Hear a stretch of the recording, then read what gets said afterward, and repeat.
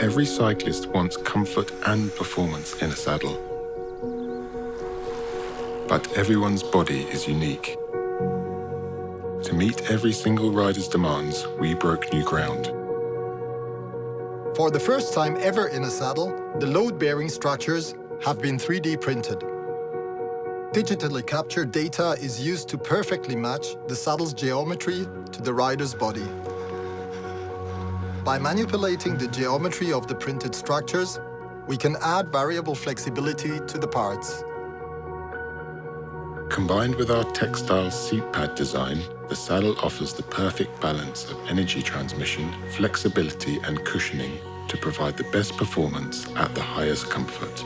Shocks are absorbed more effectively, making the ride more comfortable and less exhausting.